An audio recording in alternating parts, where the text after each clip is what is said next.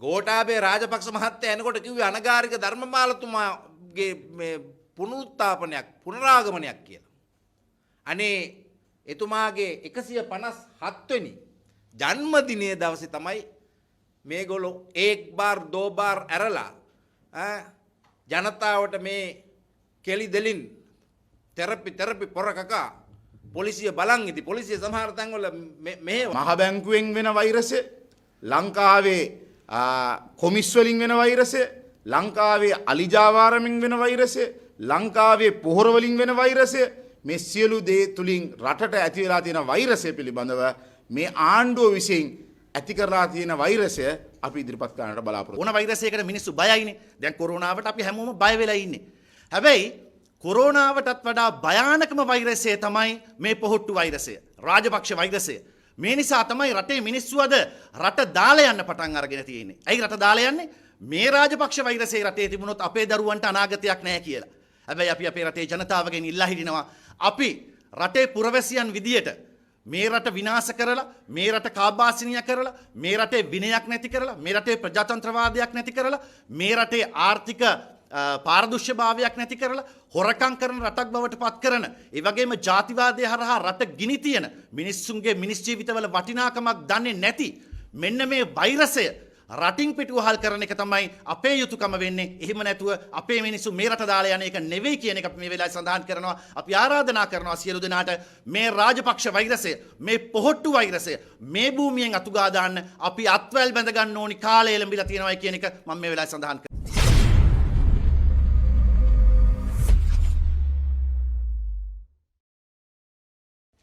මේකට මූලික හේතු වෙන්නේ තවමත් රට වහලා තියෙන මොහොතක්. අපි දකිනවා අද අපි මේ කතා කරන මොහොත වෙනකොටත් රටේ ජනාධිපතිවරයා එහෙම නැත්නම් රටේ සේනාධි නායකයා ගමේ ගිහිල්ලා ඉන්න මොහොතක තමයි අපි මේ අවස්ථාවේදී මේ මාධ්‍ය හමුව තබා තියෙන්නේ. මුලින්ම කියන්නට ඕනේ ලංකාවේ මේ ව්‍යසනයට මුහුණ දෙන මොහොතේදී රටේ රටවැසියෝ වෙනුවෙන් ඉදිරියට ඇවිල්ලා ඉන්න අපේ සෞඛ්‍ය අංශ සේවකයෝ ආරක්ෂක අංශ සේවකයෝ සියලු දෙනාටම අපේ උත්තමාචාරය පිරිනමනවා මේ අවස්ථාවේ.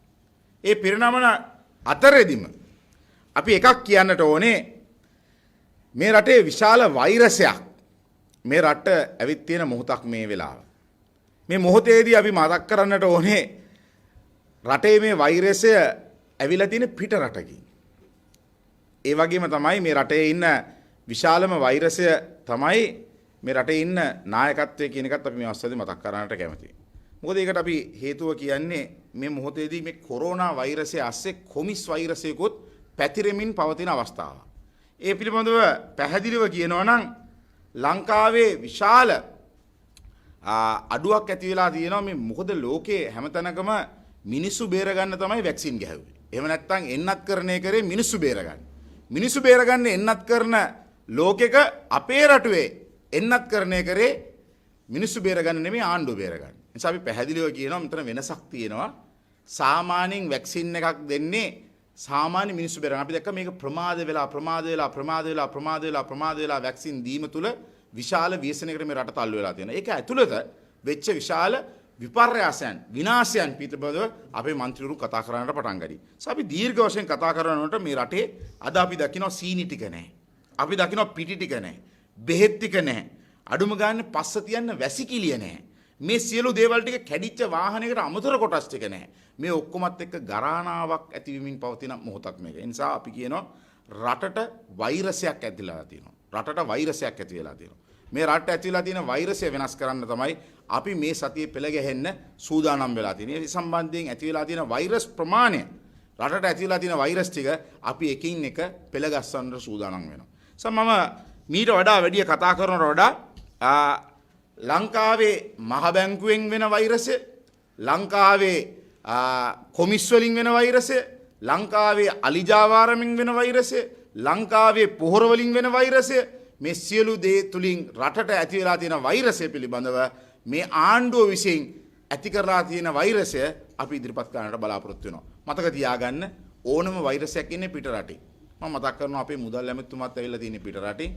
අපේ ජනාධිපතිතුමත් ඇවිල්ලා තියෙන්නේ පිට රටේ. මේ කොවිඩ් වෛරසය වෙලා තියෙන්නේ පිට රටින්. ඒ නිසා මේ ඔක්කොම එකයි. මේ ඔක්කොම වෛරසයක්. ඒ නිසා මේ මුළු රටටම වෛරසයක් වෙලා තියෙන ආණ්ඩුව ඉවත් කිරීමට මම හිතනවා අපි කටයුතු කළ යුතුයි කියන එක මේ ඔස්සේදී මතක් කරන්නට ඕනේ. නිසා මොකද අපි ලොකු ආරංචියක් තියෙනවා මේ ආණ්ඩුව නොවැම්බර් මාසේ වෙනකොට මේ මිනිසුන්ට දුන්න මිනිසුන්ව ආරක්ෂා කරන්න දෙන්න ඕන වැක්සින් එක දීම වෙනුවට ආණ්ඩුව බේරගන්න දීපු වැක්සින් එක ගහලා විශාල උත්සවයක් තියන්නට බලාපොරොත්තු වෙමින් ඉන්නවා. හැබැයි අපි කියන ඔබතුමාලා ඇති කරලා තියෙන හොරකමේ වෛරසය නැති කරන්න නැතුව මේ කිසි දෙයක් නැති වෙන්නේ නැහැ කියන එක මතක් කරගන්නට මේ අවස්ථාවේදී කැමති වෙනවා.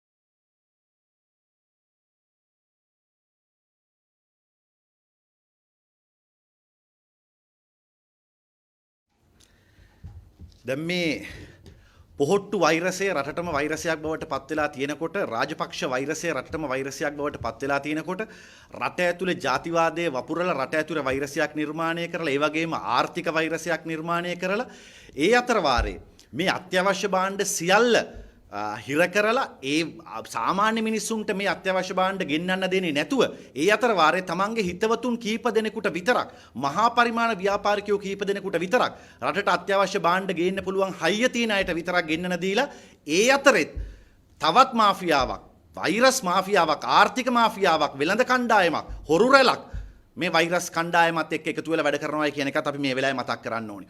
ඊට අමතරව විශේෂයෙන්ම කියන්න ඕනේ මහ බැංකුවේ අධිපති ධූරයට අජිත් නිවාඩ් කබ්‍රාල් මහතා පත් කරන්නට යෙදුනා පහුගිය දවසේ. මුදල් මණ්ඩල පනතේ පැහැදිලිව සඳහන් කරලා තියෙනවා දේශපාලනඥයෙක් මන්ත්‍රීවරයෙක් මේ සඳහා පත් කරන්න බෑ කියලා. දැන් පාර්ලිමේන්තුවේ හිටපු මන්ත්‍රීවරයෙක් කලින් පළාත් සභා මන්ත්‍රීවරයෙක් ඊට කලින් අග්‍රාමාත්‍යවරයාගේ මුදල් මේ උපදේශකවරයා ඊට පස්සේ තවත් කාලයකදී පොහොට්ටුවේ ආරම්භක සමාජිකයෙක් මොහු දැන් මහ බැංකුව වෙත පත් කරනවා. එතකොට මොහු සම්බන්ධයෙන් පහුගිය ජනාධිපතිවරයා හිටපු ජනාධිපතිවරයා පත් කරන ලද බැඳුම් කර වංචා පිළිබඳ ජනාධිපති විමර්ශන කොමිෂන් සභාවෙන් පස්සේ ගත්තු වෝහාරික විගණන වාර්තාවල BDO ඉන්දියා සහ KPMG කියන සමාගම් වලින් ඉදිරිපත් කරපු විගණන වාර්තාවලින් වෝහාරික විගණන වාර්තාවලින් මොහුට ලැබැඳියාවන් සම්බන්ධ ගැටුමක් තිබෙන බවත් තවත් තොරතුරු රාශියක් හෙළිදරව් කරලා තියෙනවා. එතකොට එහෙම තියෙද්දි මේ පිළිබඳව මුදල් මණ්ඩලය විසින් මහ බැංකුව විසින් නීතිපතිවරයා වෙත මේ පිළිබඳ විමර්ශනයක් කරන්න කියලා බාර දීලා තියෙන මොහොතක තමයි මේ පුද්ගලයාම මහ බැංකුවට පත් කරන්නේ. ඉතින් මහ බැංකුවේ මුදල් මණ්ඩලයේ ලේකම්වරයා විදියට හිටපු දවුලගල මහත්මියව එම තනතුරෙන් ඉල්ලා අයින් කිරීම මහ ලොකු දෙයක් නෙවෙයි. Tamanගේ හොරකම් ටික රහස් ටික රැක ගැනීමට අවශ්‍ය නිසා මේ කාරණාව සිද්ධ කරා කියන එකත් මේ වෙනකොට පැහැදිලි කාරණාවක් බවට පත් වෙනවා. එතකොට මේ පරීක්ෂණ කටයුතු මෙතනින් ඉස්සරහට යන්නේ නැහැ ඒකත් එක්කම. ඒත් එක්කම මේ පරීක්ෂණ වලින්ට අමතරව හෙජින් ගිවිසුම සම්බන්ධයෙන් ග්‍රීක් බැඳුම් කර ගිවිසුම් සම්බන්ධයෙන් මේ මහ බැංකුව අධිපතිවරයාට චෝදනා එල්ල වෙලා තියෙනවා. ඊට අමතරව ලංකාවේ ප්‍රතිරූපය නංවන්න කියලා ඩොලර් මිලියන 6.5ක් ඇමරිකාවේ සුබෛර් කියලා පුද්ගලයෙකුට මේ මහ බැංකුවේ මුදල් ට්‍රාන්ස්ෆර් එකක් කරලා තියෙනවා. පහුගිය ආණ්ඩු කාලේ රාජපක්ෂ රෙජිමේ තියෙන කාලේ. ඒක ලංකාවේ සල්ලි වලින් ගත්තොත් ලක්ෂ 14300ක්. ඒ සම්බන්ධයෙන් ඇමරිකාවේ අධිකරණයේ තීන්දුවක් අරගෙන ඔහු හිරේට දාලා තියෙනවා. හැබැයි සල්ලි දීපු කෙනා පිළිබඳව තවම කිසිම තීන්දුවක් අරගත්තේ නැහැ. කවුද දුන්නේ කියලා හොයලා බැලුවේ නැහැ. හැබැයි මේ මහ බැංකුව අධිපතිවරයා කලින් මහ බැංකුව අධිපතිවරයා වශයෙන් සිටියේදී තමයි මේ කාරණා සිද්ධ වුණේ. එතකොට මේ සියල්ලත් එක්ක ආර්ථිකේ සල්ලි අච්චු ගැහුවාම උද්දමනය වෙන්නේ නැහැ කියන අලුත් ආර්ථික දැක්මක් ඉදිරිපත් කරන් ආපු පුද්ගලයා තමයි ලංකාවේ මහ බැංකුවේ අධිපතිවරයා බවට පත් කරන්නේ. එතකොට මේක රටේ ආර්ථිකයට වෛරසයක්. මේ මහ ලොකු දැවැන්ත වෛරසයක්. අනිත් පැත්තෙන් රට විකුණන්නේ නැහැ කියලා ඉඩම් විකුණන්නේ නැහැ කියලා ඇවිල්ලා අද රටේ තියෙන සියලුම ඉඩම් ටික විකුණන ඒ වගේම බලාගාරවල ඉඳලා සියල්ල විකුණන ආර්ථික වෛරසයක් බවට මේ කණ්ඩායම අද පත් වෙලා තියෙනවා. එතකොට මේ දූෂිත ක්‍රියාවන් වලියට හිටපු මහ බැංකුව අධිපතිවරයා අවනත නොවන නිසා තමයි ඔහුව යනතනට පත් කරලා Tamanට ඕන කරන විදියට මේ මේ බඩපිනුම් ගහන්න පුළුවන් විදියට දේශපාලනික ඉත්තෙක් මහ බැංකුවට දාලා ස්වාධීනව පැවැත්විය යුතු අධිකරණ මේ මහ බැංකුවට දාලා මේ ක්‍රියාත්මක කරන්න සූදානම් වෙන්නේ කියන එක අපි මේ වෙලාවේ පැහැදිලිව සඳහන් කරනවා. එතකොට මෙන්න මේ වෛරසය රටේ තියෙනකොට රටේ මිනිස්සු බයයි.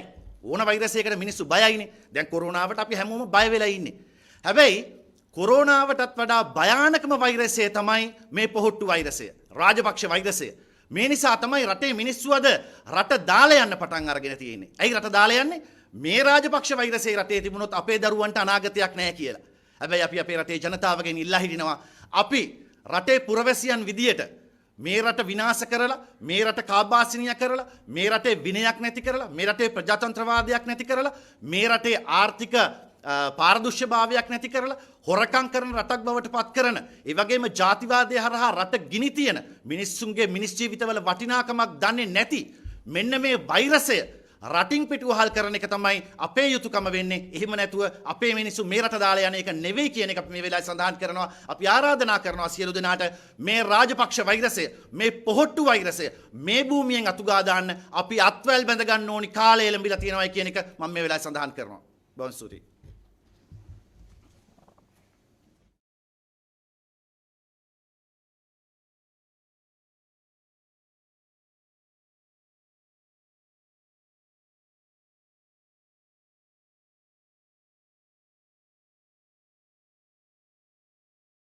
වශයෙන්ම කියන්න ඕන දැන් කොරෝනා වෛරසයෙන් මිනිස්සු 12125ක් ඊයේ වෙනකොට නිල වශයෙන් මිය ගිහිල්ලා තියෙනවා.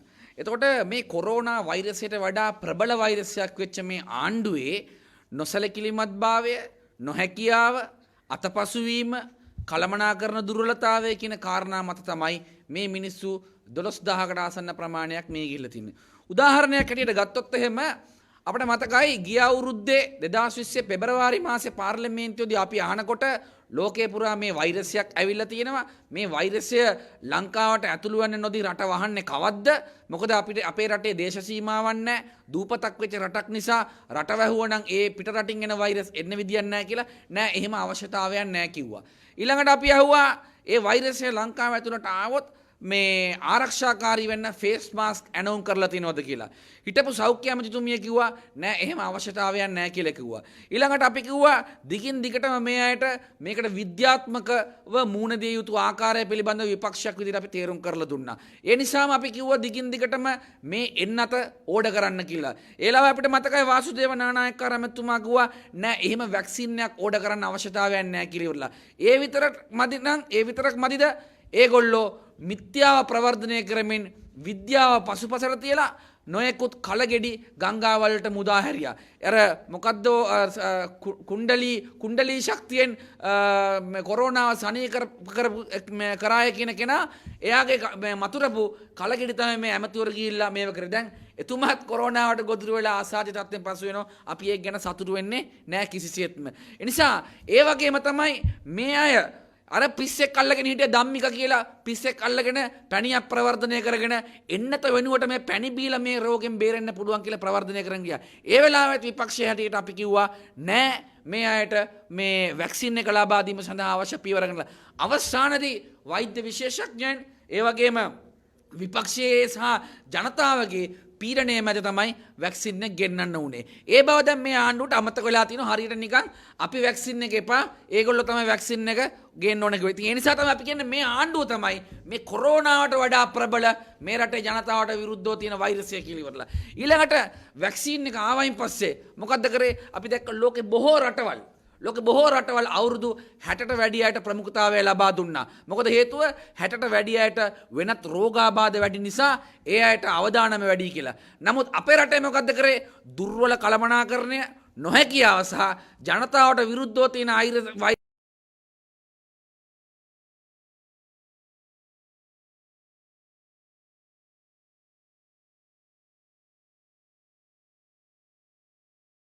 රූපවාහිනියෙන් දකිනවා වෛද්‍ය විශේෂඥයන් සහ බලධාරීන් ඇවිල්ලා කියනවා මේ මියගිය අයගෙන් වැඩි හරියක් 60ට වැඩි අය කියලා. එතකොට ප්‍රමුඛතාවය නොදුන්නේ කවුද? මේ ආණ්ඩුව. ඒ වගේම මියගිය අයගෙන් තවත් වැඩි හරියක් මේ වැක්සින් එක නොලබපු අය කියලා. එතකොට මේ වැක්සින් එක නොලබපු අය නෙමෙයි නොලැබුණු අය. මේ ආණ්ඩුව මේක ප්‍රමාද කිරීම නිසාම නොලැබුණ අය. ඒ නිසා මේ මැරිච්ච අයගෙන් වැඩි ප්‍රමාණයක් වැක්සින් එක නොලැබුණු අය නම් වැඩි ප්‍රමාණයක් 60ට වැඩි අය නම් ඒක ප්‍රමාද කිරීමේ වගකීම ඒගොල්ලන්ට ප්‍රමුඛතාවය නොදීමේ වගකීම ජනතාවට වෛරසයක් වෙච්ච මේ ආණ්ඩුව බාරගත යුතුයි. අවසාන වශයෙන් තවත් කාරණා පොඩි කෙටියෙන් දෙකක් කියන්න ඕන. දැන් මේ මියගිය 12125න් වැඩි හරියක්ම මිය ගිහිල්ලා තියෙන 10000ට වැඩි ප්‍රමාණයක් මිය ගිහිල්ලා තියෙන්නේ කොවිඩ් 3 වෙනි රැල්ලෙන්. එතකොට ගිය අවුරුද්දේ කොවිඩ් පළවෙනි රැල්ල දෙවෙනි රැල්ල ආවිල්ලා ඔච්චර ප්‍රමාණයක් මිය ගියේ නැහැ. නමුත් මේ අවුරුද්දේ අප්‍රේල් මාසේ රටවටේ දුවන්න ඉඩ ඇරලා රටවටේ ට්‍රිප් යන්න ඉඩ ඇරලා බලධාරීන් කියද්දි වහන්න කියලා ඉවරලා අපේ සුදර්ශනී ප්‍රනාන්දු පුල්ලේ ඇමතුමිය කියද්දි එතුමියගේ පෞද්ගලික මතය කියලා වහන්න කියද්දි වහන්න නැතුව මිනිස්සුන්ට රටවටේ යන්න ඇරලා දැන් මෙවර 10000කට වැඩිය මිය ගිහිල්ලා තිනවා. දැන් ඇත්තටම අපි කියන්න ඕන මේක මතක් කරලා දෙන්න ඕන. දැන් ආණ්ඩුවට අමතක වෙලා තියෙනවා. විපක්ෂයේ අපි වෛද්‍ය විශේෂඥයන් බලධාරීන් සියලු දෙනාම ආණ්ඩුවට බලපෑම් කරා මේ රට වහන්න තුන්වෙනි රැල්ල ඉතාම ප්‍රබලයෙන් යනවා ආසාදිතයෙන් 3000 4000 පණිනවා මිය යන ප්‍රමාණය වැඩි වෙනවා කියලා. නමුත් ඒ කවුරුවත් කියන දේවල් වලට තක්කඩිකමයි උද්දච්චකමයි හින්දා මේ අහුම්කම් දුන්නේ නැහැ. ඒක තමයි කියන්නේ අර විශේෂඥ මතයට ජනතාවගේ මතයට අහුම්කම් නොදෙනවා කියන්නේ ජනතාවට විරුද්ධව තියෙන වෛරසයක් නිසා තමයි එහෙම අහුම්කම් නොදෙන්නේ. අවසානයේදී මහානායක ස්වාමීන් වහන්සේලා ඉල්ලීම කරන නිසා අර කරන්න ඕන හින්දා වැහුවා. හැබැයි ඒ වැහුවෙත් ඇත්ත ලොක්ඩවුන් එකක් නෙමෙයි. ඇත්ත ලොක්ඩවුන් එක කරා නම් මීට වඩා වේගෙන් ආසාදිත ප්‍රමාණය අඩු කරගන්න තිබ්බා. මීට වඩා වේගෙන් අපට අඩු කරගන්න තිබෙන මරණ ප්‍රමාණය. ඒ නිසා අපි පැහැදිලිව කියන්න ඕන විපක්ෂයේ ඒ වගේම වෛද්‍ය විශේෂඥයන්ගේ මහානායක ස්වාමින් වහන්සේලාගේ හඬට අහුම්කම් දෙන්න වෙච්ච නිසා තමයි අද මේ 12000කට සීමා වෙලා තියෙන්නේ. එහෙම නොකර උද්දච්චකමින් දිගින් දිගටම මේ ආණ්ඩුවේ වෛරසය ප්‍රවර්ධනය වුණා නම් අද වෙනකොට එහෙනම් 15000කට එහා පැත්තේ ප්‍රමාණයක් මිය ගිහිල්ලා තියෙනවා කියන එක ආණ්ඩුවට මතක් කරලා දෙන්න කැමතියි. ඒ නිසා වැක්සින් එක පරක්කු කරේ ඔබතුමන්ලා ඒ වගේම මේ 60ට වැඩි අයට ප්‍රමුඛතාවය ලබා නොදුන්නේ ඔබතුමන්ලා. ඒ වගේම ලොක්ඩවුන් එක පරක්කු කරේ ඔබතුමන්ලා. ලොක්ඩවුන් එක හරියාකාරව ක්‍රියාත්මක කරේ ඔබතුමන්ලා. ඒ නිසා මේ සියල්ලට වග කියන්න ඕන අපේ රටේ ජනතාවට විරුද්ධව තියෙන මේ පොහොට්ටු වෛරසය කියන එක අපි කියන්න කැමතියි.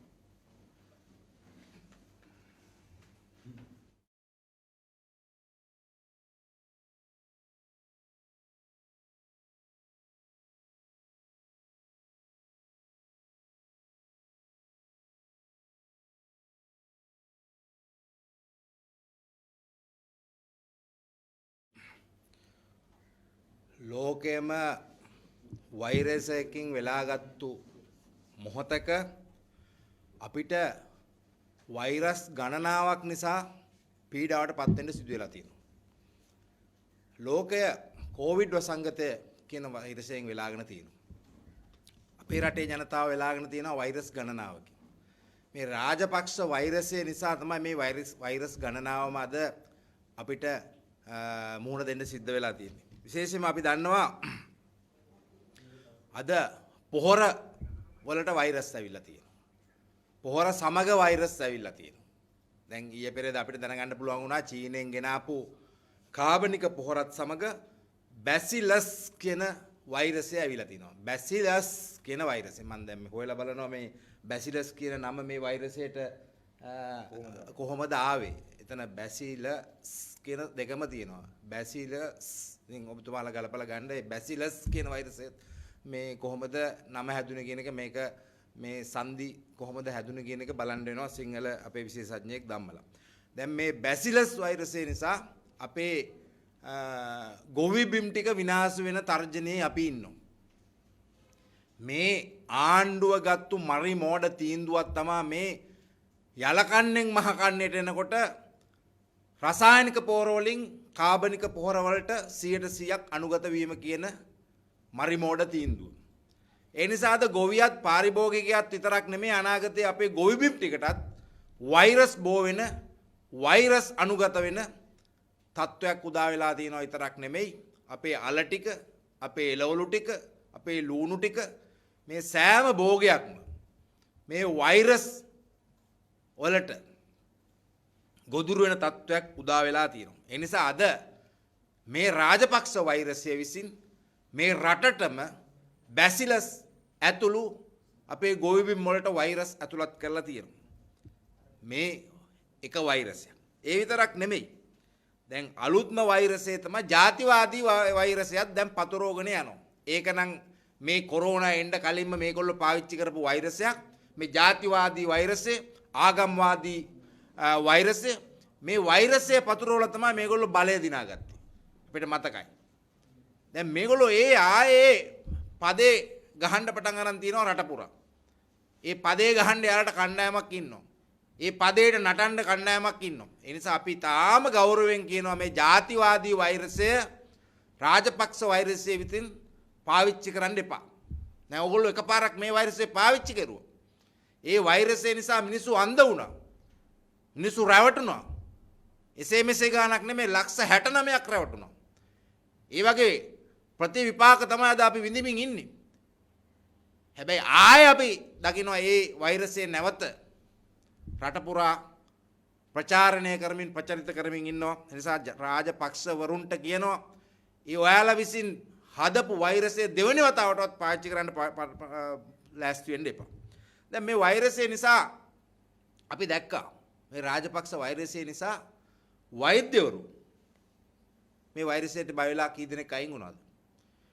මේ කොරෝනා මැඩලීමේ කාර්යභාරයේ නායකත්වයේ ගත්තු මූලිකත්වයේ ගත්තු වෛද්‍යවරු ගණනාවක් මේ වෛරස් නිසා තමන්ගේ රාජකාරි වලින් ඉවත් වෙලා ගියා. මොකද ඒගොල්ලන්ගේ තියෙන විශේෂඥ දැනුම පාවිච්චි කරලා මේ වැඩේ කරන්න දුන්නේ නැහැ. විශේෂඥ වෛද්‍යවරු කියද්දී හම්බන්තොටට ෆයිසර් ගහන්න එපා. ඒක අපේ පාසල් දරුවන්ට ගහන්න, තරුණ දරුවන්ට ගහන්න කියද්දී රාජපක්ෂ වෛරසය ඒක ගිහිල්ලා ගැහුවා හම්බන්තොටට. මොකද තමන්ගේ රාජධානිය ශක්තිමත් කරන්න, බලකොටුව ශක්තිමත් කරන්න. ඒ නිසා අපේ වෛද්‍යවරු ගණනාවක් තමන්ගේ රාජකාරි වලින් ඉවත් වෙලා ගියා. ඒ වගේම දැන් ඊයේ පෙරේදා අපි දැක්කා මේගොල්ලෝ ගත්තු තවත් වෛරස් ප්‍රචාරණය කරන තීන්දුවක්. වසවා පන්සල් පිවිතුරු, ඇරවා සුරසල් නිරතුරු, හරවා පොලිසිය සොමිතුරු, දනෝ නටති වෙරි වෙනතුරු. මොකද කරේ? වෛරසය ප්‍රචාරය කරන්න වෙරි වෙලා නටන්න මිනිස්සු ඒක රාශි කරන්න බාර් ඇරියා. ඇඳිරි නීති බලපත්‍රයේ විදියට බයිට් පැකට් එක, සෝඩා බෝතලේ ඩෙවල් එක අද පාවිච්චි වෙනවා. පොලිසියටත් ඇඩ්‍රස් නැත. මම දැක්ක අර වවුනියා විතරක් මහජන සෞඛ්‍ය නිලධාරීන් නීතිය ක්‍රියාත්මක කරනවා බාර් ළඟට ඇවිල්ලා ඒවා විසිරෝල හැරියා. ඒවා වැහුවා. එතකොට අනිත් පැතිවල ඒක ක්‍රියාත්මක වුණේ නැහැ. අපි බැලුවා FL4 වයින් ස්ටෝර්ස් ලයිසන් තියෙනවා 1200ක් විතර අපේ රටේ. දැන් මේගොල්ලෝ පහුගිය කාලේ අර ගුරු පොකරක් කියලා එකක් හදන්න ගත්තානේ. ඒගොල්ලන්ගේ බුද්ධි අංශ කිව්වලු 1,60,000ක් පාරට ආවයි කියලා. දැන් මම අහනවා ගිය සතියේ මේ වයින් ස්ටෝර්ස් 1200 ගානේ කී දෙනෙක් පොර කෑවද? හදන්නකො 200ක් පොර කෑවා කියලා. 2,40,000ක්. එක පැයක් දෙකක් ඇතුළත. ඒතර ගොරු පොකුරද ලොකු වයින් ස්ටෝර්ස් බාර් පොකුරද? දැන් අහනවා මේ ආණ්ඩුවෙන් මොකද්ද මේකට දෙන්න උත්තරේ? දැන් සමහරු කියනවා මේකට සැබෑ හේතුව මොකද මේ බාර් අරින්න හේතුව. අපි දන්නවා මේ ආණ්ඩුවේ ප්‍රබලව සතුව තියෙනවා ස්කාගාර. මැති ඇමතිවරු සතුව තියෙනවා ස්කාගාර. ඒ වගේම FL4 එහෙම නැත්නම් වයින් ස්ටෝර්ස් 100කට වැඩි ප්‍රමාණයක් පාර්ලිමේන්තුවේ මේ 3-2 මන්ත්‍රීවරු 25කට වැඩි ප්‍රමාණයකට සතුයි. මොකද එක්කෙනෙකුට එකක් නෙමෙයි മന്ത്രിතුමා තියෙන්නේ. මම හොයලා බැලුවා සමහරුන්ට 5 තියෙනවා. හැබැයි ඉතින් සමහරු මේ තමන්ගේ නම නැතුව නිකන් යාළුවෙකුගේ නමක්, නෝනාගේ නමක්, වෙන කෙනෙකුගේ නමක් දාලා එහෙම පොඩි පොඩි ජිල් මාට් දාලා තියෙනවා. නමුත් මිනිස්සු දන්නවා ඔය බාර් එක කාගේද කියලා අහපුවම අපේ අහවල් ඇමතිතුමාගේනේ. හැබැයි බලපත්‍රේ නෑ නම. හැබැයි මිනිස්සු දන්නවා, රට දන්නවා මේ බලපත්‍රේ කාගේද කියලා. මම බොහොම වගකීමෙන් කියනවා සමග ජන බලවේගයේ එකදු මන්ත්‍රීවරයෙකු සතුවත් නියමයෙන් හෝ අනියමයෙන් වයින් ස්ටෝස් නැහැ. මොකද රටේ බොහොම ප්‍රසිද්ධ කාරණයක් තමයි මේ පාර්ලිමේන්තු මන්ත්‍රීවරු 100කට බාර් තියනවා කියලා.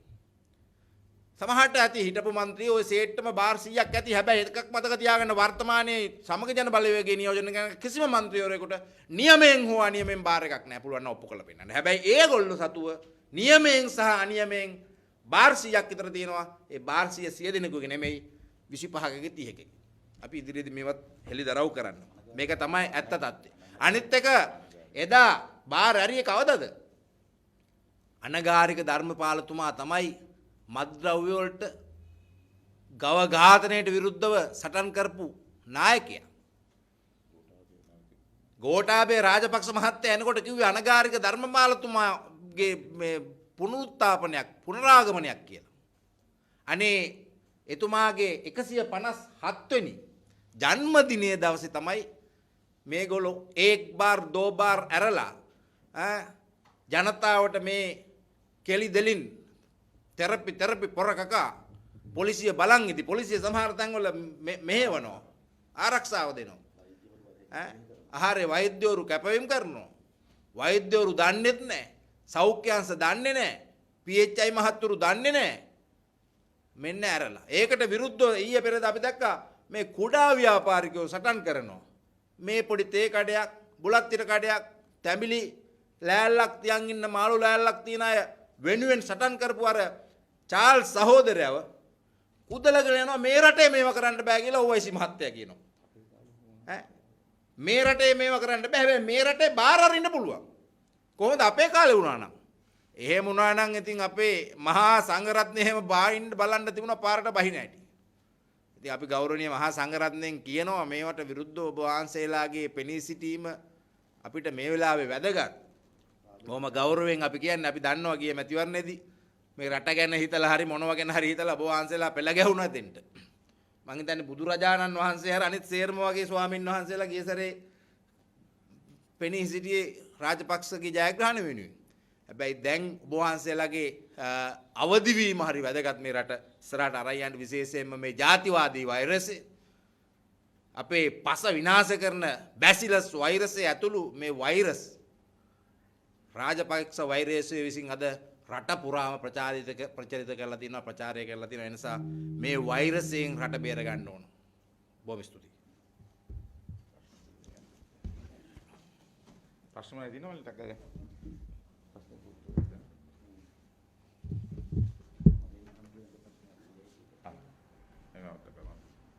පස්සේ කොහොමද ගන්නෙ මල්ලි? කැමරාවෙන් දෙන්න.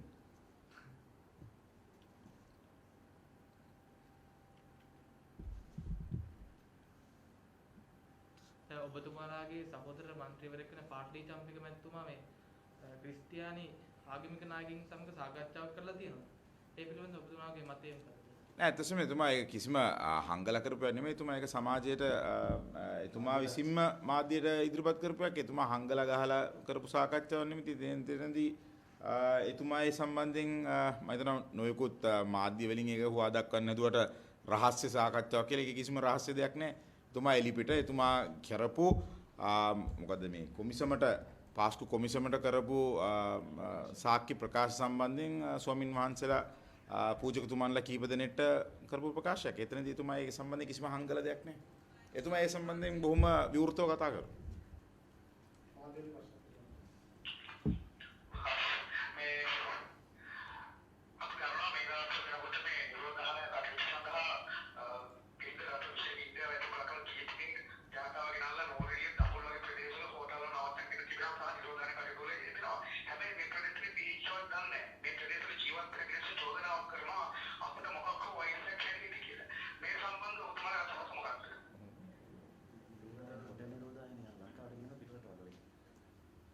නෑ මම හිතනවා මේ ආණ්ඩුව කිසිම දෙයක් සාධාරණව කිසි දෙයක් පිළිබඳව දැකීමකින් තොරව කරන කටයුතු සම්බන්ධයෙන් අපි දිගින් දිගටම ප්‍රකාශ කරලා තිබුණා. අපි දැක්කා මේ ලංකාවට මේ වෛරසය ගේන්නට මුල් වුණේ ඒක අපි හැමදාම කියන්නේ පිටරට තියෙන වෛරස් මේ ලංකාවට ගෙනාවේ මේ ලංකාවේ ආණ්ඩුව විසින්ම.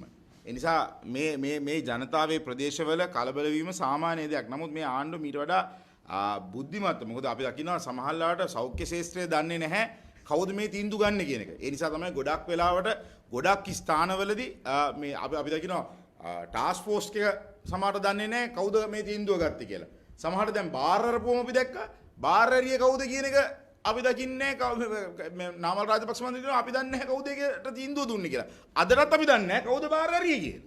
ඉතින් ඒ වගේ දෙයක් තමයි. ඒ නිසා පැහැදිලිව මේ ආණ්ඩුව කරන්නේ කවුද කියන එක පිළිබඳව ගැටලුවක් තියෙනවා. දැන් ඇත්තට මං කිව්වේ දැන් මේ රට කවුද කරන්නේ කියලා දන්නෙත් නැහැ. අද තමයි අගමැතිවරයා ලංකාවට ඇවිල්ලා තියෙන්නේ. දැන් ට්‍රිප් එක දැන් සාමාන්‍යයෙන් අපිත් ඔය කොන්ෆරන්ස් ගොඩකට රටවල් වලට ගිහලා තියෙනවා. ගියාම එක දවසින් එනවා. දැන් ඔය ඉතාලියේ මොකද්ද මහා ලොකු කොන්ෆරන්ස් එකකට ගියානේ. ගියා නම් මහා ලොකු එකක් කියලා කියන්නේ. ගියා නම් එක දවසකට ගියා පැය 24යි එන්න පුළුවන්. ෆ්ලයිට් තියෙන ඕන තරම්. දැන් සතියක් ගිහිල්ලානේ ආවේ. ඒ ගිහිල්ලත් සමහර කට්ටිය කියනවා යා තව රටකට ගියා තව කට්ටිය 20 දෙනෙක් ගියා විසිරලා ගිහිල්ලා තමයි ඇවිල්ලා තියෙන්නේ. ඒතකොට තව කෙනෙක් ගමේ ගිහිල්ලා තියෙනවා ජනාධිපතිතුමා. ඒ වගේ මාර මෙච්චර රටේ ප්‍රශ්න තියෙනකොට කවුද මේ රටේ මේ ඊයේ පෙරේද නායකයා කියලාත් අපි දන්නේ නැහැ.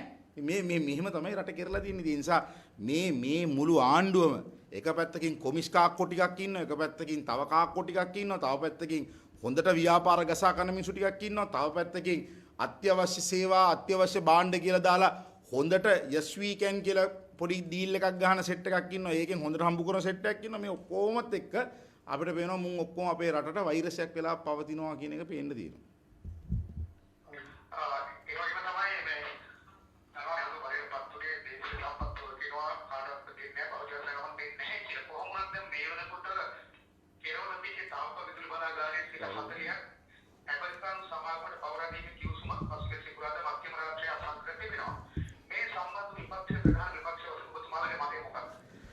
මේ ගිවිසුම අත්සන් කරන්නේ රෑ 12යි 6ට කියලා තමයි අපිට දැනගන්න ලැබුණේ.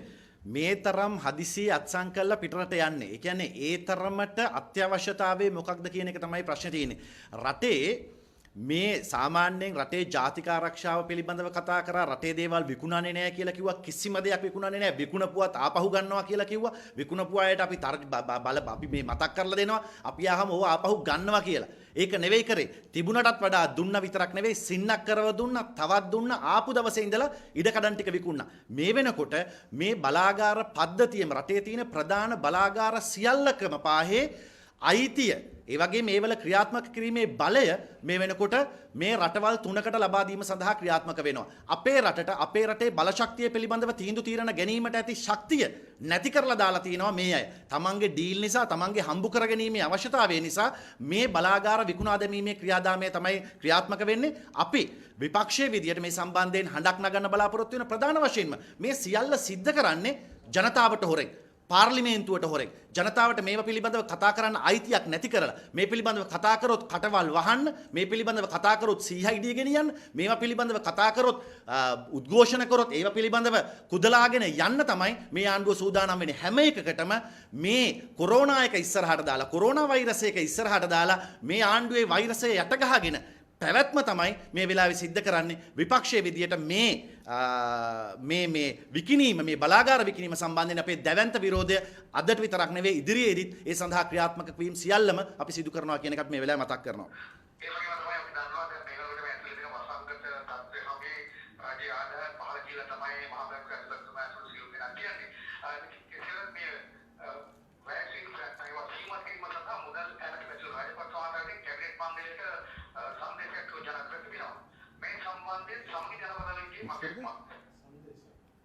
මොකක් සඳහාද සංදේශය ඉදිරිපත් කරලා තියෙන්නේ? රාජ්‍ය ආයතනවල ඔව් මම හිතන්නේ මේ වගේ අවස්ථාවකදී රටක් විදියට මේ පටි තද කරගන්න කියලා ජනතාවට කියනවා. අමාත්‍යාංශවලට කියනවා. හැබැයි ප්‍රාදේශීය සභා මන්ත්‍රීට ලක්ෂ 40ක් දෙනවා මේ අතරවාරේ. මේ අතරවාරේ ට්‍රිප් යන්න, ප්‍රංශයට යන්න, වෙන වෙන රටවල් වලට ලොකු අයට යන්න ඒවට කිසි ප්‍රශ්නයක් නැහැ. එතකොට මහ බැංකු අධිපතිවරයා මේ සේරම කියලා තියෙද්දි පෙන්ෂන් එක ගැන කතා කරනවා. මිලියන 1.9ක පෙන්ෂන් එකක් එක මාසෙට. එහෙම පෙන්ෂන් හදාගන්න කටයුතු කරන්නේ. එතකොට මේ ජනතාවගේ පටි තද කරලා අමාත්‍යාංශවල වියදම් අඩු කරලා මිනිස්සුන්ට 3 වේලක් කෑව නම් දැන් 2 වේලක් කන්න, 2 වේලක් කෑව නම් 1 වේලක් කන්න කියන മന്ത്രിවරු ඒ අය ඕන විදියට සැප විඳින්න තමයි සූදානම් වෙන්නේ. මේ අමාත්‍යාංශවල මේ කප්පාදු කරන්න කිව්වට අනේ තමන්ගේ කණ්ඩායමට හම්බු කර ගැනීම සඳහා අවශ්‍ය කරන පසුබිම ඉතාමත්ම හොඳින් සකස් කරනවා. මේ වෙලාවේ අර ජොගින් ට්‍රැක් හදනවානේ. දැන් මේ වෙලාවේ ජොගින් ට්‍රැක් දෝන කොරෝනා හැදෙන මිනිස්සුන්ට ජොගින් ට්‍රැක් දෝන මේ වෙලාවේ අර ගම්වල ඇමතිවරයෙක් යනවා තමන්ගේ කණ්ඩායමක් එක්සයිස් කර ඉන්නකොට තමන්ගේම කණ්ඩායම දාලා නාට්‍යයක් රඟපානවා. මේ ජොගින් ට්‍රැක් වල අවශ්‍යතාවය පැහැදිලි කරන්න. ඇවිදින මන්තිරුද මේ වෙලාවේ ප්‍රශ්නේ තියෙන්නේ. මේ වෙලාවේ අවශ්‍ය ඒකද? හැබැයි ඇවිදින මන්තිරු හැම ගමකම හදනවා. මොකටද මේ හදන්නේ? තමන්ගේ മന്ത്രിවරුන්ට මේ ලුම්පන් පන්තිය පෝසත් කරන්න. තමන්ගේ අර මේ ත්‍රාඩ කණ්ඩායම ගම්වල ඉන්න ඡන්දෙට මිනිස්සුන්ව මෙහෙයවන කසිපු ටික බෙදන ගමේ චණ්ඩිපාට් දාන ඒ ලුම්පන් පන්තිය පෝසත් කිරීම සඳහා ගමට සල්ලි යවන්න තමයි මේ වැඩේ කරන්නේ. එහෙම නැතුව මේක මේ රටේ මිනිස්සුන්ගේ සෞඛ්‍ය ගැන කල්පනා කරන වැඩක් නෙවෙයි. මේක තනිකර මොවුන්ගේ බඩගෝස්තරවාදය වෙනුවෙන් තමන්ගේ පැලැන්තිය නඩත්තු කිරීම වෙනුවෙන් තමයි මේ සිද්ධ කරන්නේ. මෙන්න මේ වෛරසය තමයි අපි රටෙන් තුරන් කර යුතුයි කියලා කියන්නේ. අර නිරෝධායන හෝටල් පිළිබඳව කතා කරා. මේ හෝටල් මාෆියාව මේ කොරන්ටයින් හොටෙල් මාෆියාව පහුගිය දවසේ තමයි ජනාධිපතිතුමා දන්නේ. ගුවන් තොටුපළේ කට්ටිය ගුවන් තොටුපළට ආවහම පිටරටින් අපේ දේශීය සංචාරකයෝ වුණා දේශීය අය වුණත් ටක් ගාලා තම තමන්ගේ කැමති හෝටල් වලට යවනවා. ඒ අයට යවනවා. ඒ අය කැමති වුණත් තමන්ගේ මේ නොමිලේ නිරෝධායන වෙන තැනකට යන්න. එහෙම නැත්නම් ගෙදර ගිහිල්ලා ක්වොරන්ටයින් වෙන්න. ඒකට ඉඩ දෙන්නේ නැහැ. දානවා හෝටලයකට. කාගේද මේ හෝටල්? හෝටල් කාගේද කියලා හොයලා බැලුවහම බලා ගන්න පුළුවන් රටේම තියෙන හෝටල් ටික 3-4 දෙනෙක් එකතු වෙලා බද්දට අරගෙන මිනිස්සුන්ගෙන් 12000 15000 අරගෙන ඉතාමත්ම සොච්චම් මුදලක් මේ සංචාරක ක්ෂේත්‍රයේ කඩාගෙන වැටලා තියෙන වෙලාවේ සංචාරක හෝටල් වලට දීලා මේ මාෆියාව ක්‍රියාත්මක කරගෙන යනවා. නැව් ගිලපු හාදෙයොයි නොඑක් ඇන්ටිජන් මාෆියාකාරයෝයි මේ කට්ටිය තමයි මේවලත් පිටිපස්සේ ඉන්න කියන එක අපි පැහැදිලිවම සඳහන් කරනවා. ජනාධිපතිතුමා මේ ගිය සතියේ තමයි දැකලා තියෙන්නේ. අපරාධ පත්තරෙන් දැක්කේ නෑ එතුමා. පහුගිය දවසේ තමයි දැක්කේ. අවුරුද්දක් හම්බු කරාට පස්සේ අවුරුද්දක් හොරකම් කරාට පස්සේ තමයි මේ ටික ක්‍රියාත්මක කරන්නේ.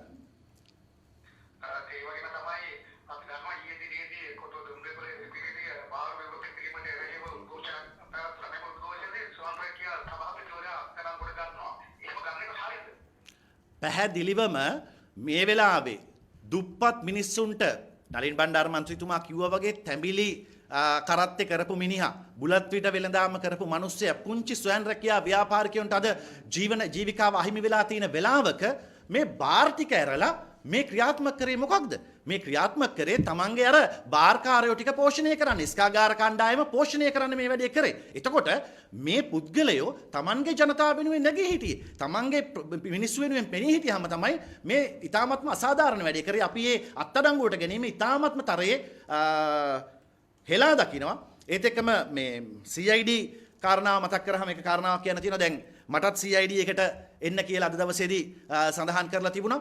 නමුත් CID එකට අපරාධ පරීක්ෂණ දෙපාර්තමේන්තුවට එන්න කියපු හේතුවක් දක්වලා නැහැ. ඩිජිටල් වෝහාරික අංශය වෙත පැමිණෙන්න කිව්වට මොකක් සඳහා පැමිණෙන්නද කියලා නැහැ. ඕනෑම මිනිස්සෙකුට පොලිසියක් වෙත විමර්ශන ආයතනයක් වෙත කැඳවනකොට රටේ නීතියක් තියෙනවා. ඒ කුමක් සඳහාද කැඳවන්නේ කියලා කාරණාව දැනුවත් කරන්න. අත්අඩංගුවට ගන්න ගියත් විමර්ශනයකට කතා කරත් කාරණාව කියන්න ඕනේ. හැබැයි කාරණාව කියන්නේ නැතුව අත්අඩංගුවට ගැනීමකට හරි එහෙම නැත්නම් පරීක්ෂණයකට හරි මේ ගෙන්නන්නේ මේ ආණ්ඩුවේ තියෙන බරපතල ඒ උද්දච්චකම නිසා සහ ඒ කතා කරනව නම් කටවහන්න.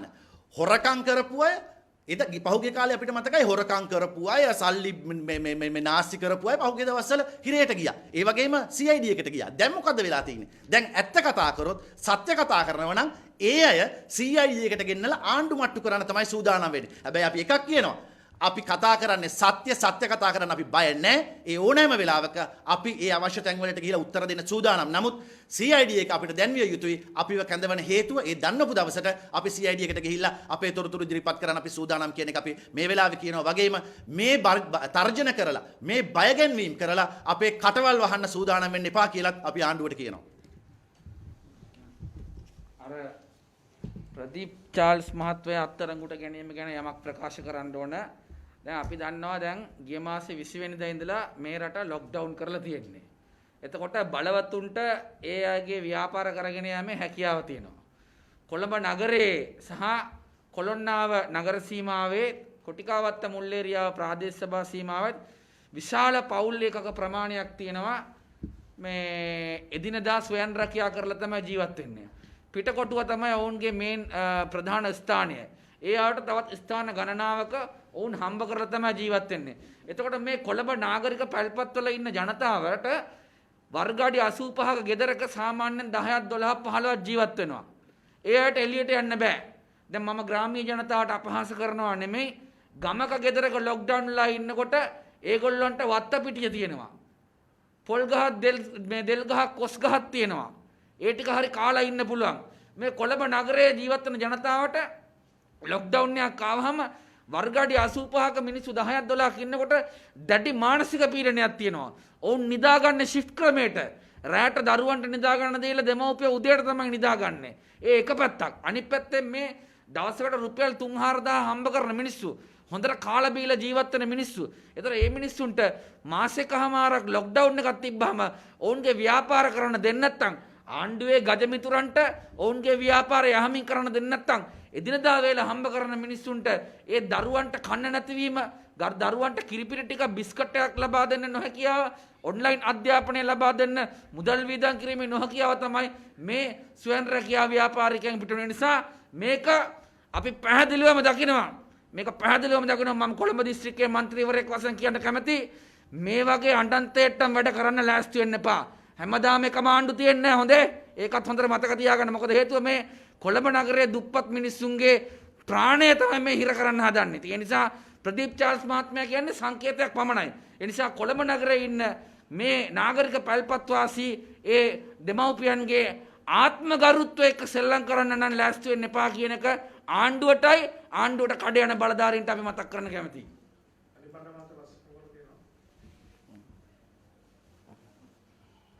සෞඛ්‍ය අමාත්‍යාංශයේ තීමන කපහැරලා මේ වෙලාවේ කරන හරිද කියලා මම හිතන්නේ සෞඛ්‍ය අමාත්‍යාංශයේ කියන්නේ දැන් මේ වෙලාවේ කොවිඩ් වලට මුහුණ දෙන ප්‍රධානම අමාත්‍යාංශය. එතකොට අපි දන්නවා වෛද්‍යවරු, හෙදියෝ, රෝහල් කාර්ය මණ්ඩලය ඔවුන් සමහරලාට උන්ට අතිකාලයවත් හම්බෙන්නේ නැහැ හරියට. ඔවුන්ට හරියට දීමනා නැහැ. ඔවුන් තමන්ගේ පෞද්ගලික වාහනයෙන් තමයි රාජකාරි වලට එන්නේ. මොවුන් අවුරුදු එකහමාරකට ආසන්න කාලයක් මේ කාර්යභාරයේ ඉන්නවා. ඔවුන් මානසික විෂාල පීඩනයකින් ඉන්නේ. සමහර වෛද්‍යවරු අපිට කිව්වා දැන් මේක ඇති වෙලා අපිට තියෙන්නේ කියලා. මේක දාලා ගෙදර යන්න ඕන කාලේ දැන් අවිල්ලා තියෙන්නේ කියලා. ඉතින් එහෙම කාලෙක මේ සෞඛ්‍ය කාර්ය මණ්ඩල දිරිගන්නව වෙනුවට ඔවුන්ව අධෛර්යමත් කරන එක. ඔවුන් මේ කාර්යභාරයේදී කරන සේවය ඇගීම කරන වෙනුවට මේ විදිහට සෞඛ්‍ය අමාත්‍යාංශය කප්පාදු කරලා ඒ වැශීර්ෂව කප්පාදු කරලා මම හිතන්නේ මොවුන් ගමන් කරමින් යන්නේ රට තුල නැවත වරක් වෛරසය ප්‍රචාරිත කරන්න මිසක් එතනින් මෙහා එකකට නෙමෙයි. මොකද මේක අපි දැක්කා වරද්දගත්තු හින්දා තමයි රට තුල කොවිඩ් වසංගතය වැඩි වුණේ. දැන් අඩු වෙමින් යනවා. විශාල පීඩනයක් ජනතාවගෙන් ගෞරවනීය මහා සංඝරත්නයෙන් අන්‍යාගමික පූජකයන්ගෙන් ඇවිල්ලා තමයි රට වහන තැනට ආවේ. අකමැත්තෙන් රට වැහුවේ.